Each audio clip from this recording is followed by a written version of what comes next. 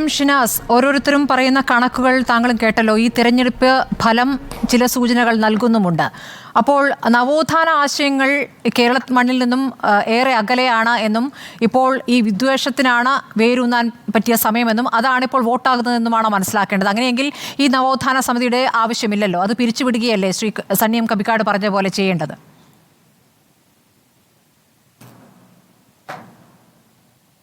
നവോത്ഥാന മൂല്യ സംരക്ഷണ സമിതി എന്നായിരുന്നു അതിന്റെ ആദ്യത്തെ പേര്. അത് ചുരുക്കിയാണ് കേരള നവോത്ഥാന സമിതി എന്നാക്കിയത്. കേരള നവോത്ഥാന സമിതിയുടെ ചെയർമാനാണ് ശ്രീ വെള്ളാപ്പള്ളി നടേശൻ. അപ്പോ കേരള നവോത്ഥാന സമിതി എന്ന് വെച്ചാൽ കേരള നവോത്ഥാന മൂല്യ സംരക്ഷണ സമിതിയാണ്, അതിന്റെ ചെയർമാനാണ്. ആ ചെയർമാനാണ്. മാത്രമല്ല SNDPയുടെ സമുന്നത നേതാവുമാണ്.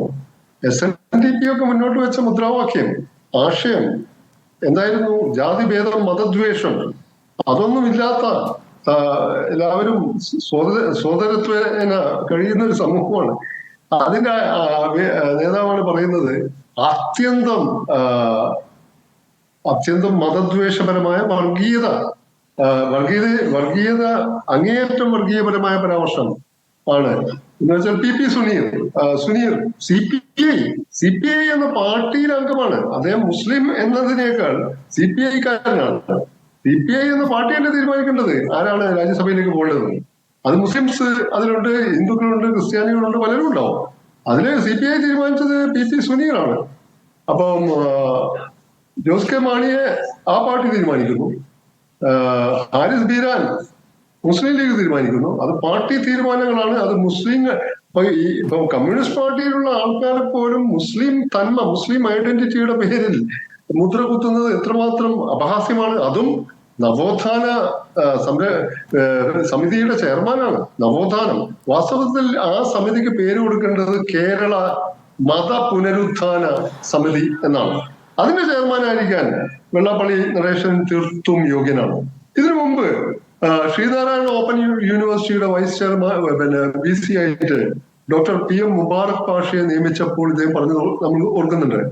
ശ്രീനാരായണ ഓപ്പൺ യൂണിവേഴ്സിറ്റിയുടെ VC ആവേണ്ടത് ശ്രീനാരായണ ദർശനങ്ങളിൽ അഗാധ പാണ്ഡിത്യമുള്ള ഒരു സ്കോളർ ആയിരിക്കണം. അത് അത് ഈഴവ സമുദായത്തിൽ തന്നെയുള്ള ഒരാളായിരിക്കണം എന്നൊക്കെ പറഞ്ഞ് അതിനെയും അങ്ങനെയാണെങ്കിൽ മഹാത്മാഗാന്ധി യൂണിവേഴ്സിറ്റിയുടെ VC ഗാന്ധിയനായിരിക്കണം. ഗാന്ധിയൻ സ്റ്റഡീസ് അഗാധ പാണ്ഡിത്യമുള്ളവനായിരിക്കണം എന്നൊക്കെ പറയേണ്ടി വരും. എല്ലാം സാമുദായിക യുക്തിയിലാണ്. ഇപ്പൊ ഈ സാമുദായിക യുക്തി തന്നെ നമുക്ക് എടുത്താൽ ഇപ്പൊ കേരളത്തിൽ ഒരു സമുദായ അടിസ്ഥാനത്തിൽ ഭൂരിപക്ഷ സമുദായമാരാണ്. 27% മുസ്ലിങ്ങളാണ് ഭൂരിപക്ഷ സമുദായം. അത് കഴിഞ്ഞാൽ ഏതാണ്ട് 23% ക്രിസ്ത്യൻ ഈഴവരാണ്. ഈഴവ സമുദായത്തിൽ 23%. രണ്ടാമത് കിടക്കുന്നത് 18.38 ഏതാണ്ട് 18.5% ക്രിസ്ത്യൻ സമുദായമാണ് മൂന്നാമത്. 14% നായർ സമുദായമാണ് നാലാമത്. പിന്നെ പട്ടികജാതി പട്ടികവർഗ വിഭാഗക്കാർ.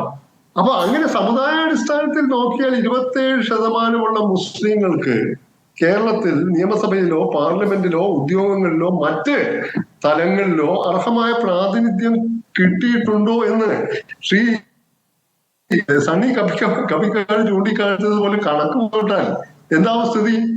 മാത്രമല്ല ഈ ശ്രീ വെള്ളാപ്പള്ളി നടേശന്റെ സ്വഭാവം ഏത് മുന്നണി വന്നാലും ചാഞ്ഞും ചെരിഞ്ഞും ചാഞ്ചാടിയും അതത് മുന്നണികൾക്ക് തരാവുന്നതൊക്കെ അവർക്ക് കിട്ടാവുന്നതൊക്കെ കൈക്കലാക്കാവുന്ന എല്ലാ തരം ത്രികാല തന്ത്രങ്ങളും പ്രയോഗിച്ചു പോരുന്ന ഒരു വ്യക്തിയാണ്. ഈ കഴിഞ്ഞ തെരഞ്ഞെടുപ്പ് നടന്നപ്പോൾ ഇത്തരം പ്രസ്താവനകളൊക്കെ നടത്തി. അതേസമയം തന്നെ അദ്ദേഹം നടത്തിയ ഒരു പ്രസ്താവന, തെരഞ്ഞെടുപ്പിൽ ഇടതുപക്ഷത്തിന് ഒരു സീറ്റാണ് ലഭിച്ചത്, തോറ്റു. അപ്പം ഈ തെരഞ്ഞെടുപ്പിന്റെ പാപഭാരം പിണറായി വിജയന്റെ അല്ലെങ്കിൽ മുഖ്യമന്ത്രിയുടെ തല കെട്ടിവെക്കേണ്ടതില്ല. കാരണം പൊതുവിൽ ഇവിടെ ഒരു BJP വിരുദ്ധ വികാരം ന്യൂനപക്ഷങ്ങൾക്കിടയിൽ ഉണ്ടായിരുന്നു. അത് കോൺഗ്രസിന് ഗുണമായി ഭവിച്ചു. പിന്നെ മുഖ്യമന്ത്രിക്ക് ഇതിൽ യാതൊരു പങ്കും എന്ന് വെച്ചാൽ അതിന്റെ ന്യായങ്ങളിലേക്ക് ഞാൻ കിടക്കുന്നില്ല.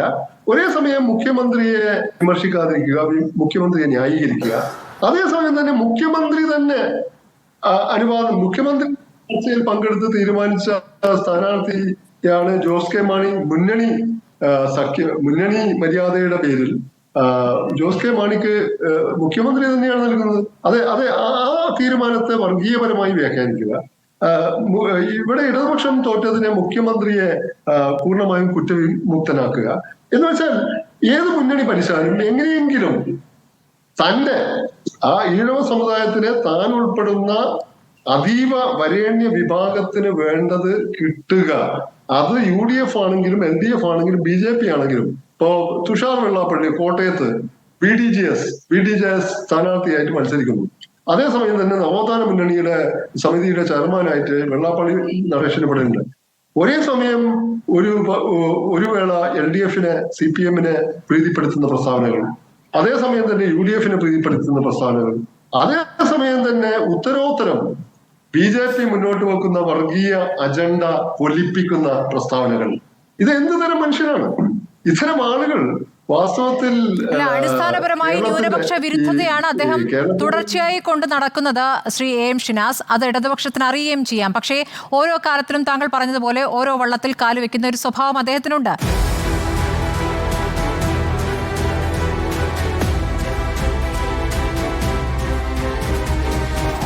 Debate with Smriti Paruthikad.